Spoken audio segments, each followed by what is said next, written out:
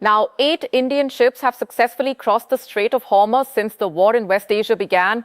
India is among the countries with the highest number of vessels navigating the war-affected waterway. The narrow strait between Iran and Oman remains a critical global energy route carrying much of the world's oil and gas supplies, but traffic has fallen sharply since the war broke out, directly impacting the movement through the Strait of Hormuz. However, a limited number of vessels from certain nations have been allowed through, often after diplomatic contacts with Iran. The 18 ships that have transited, including LPG carriers Shivalik Andanda, Divi Pine Gas Jaguars, Green Sanvi, BW Tyre and BWM, as well as the crude oil tanker Jaglatki.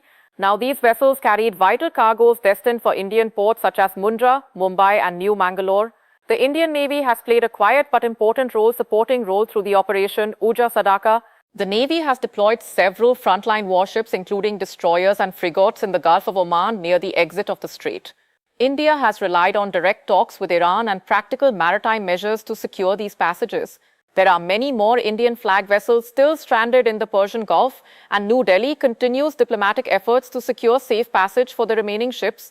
And for more on this, our assistant editor for Foreign Affairs, Hans Simba, gives us more details on the LPG carriers that have safely transited the Nar choke point. Here's a report by him. 8 Indian ships have transited the Strait of Hormuz since the war started on February 28th.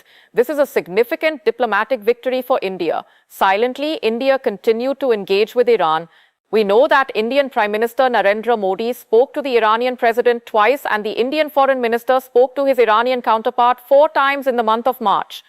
We know that India gets a large quantity of its LNG from that part of the world, and the closure of Hormuz is something that, of course, is a negative news for India and for the rest of the world. But India continued the engagement, and we know that one vessel has crossed the Hormuz in last 12 hours. It will be reaching India very soon.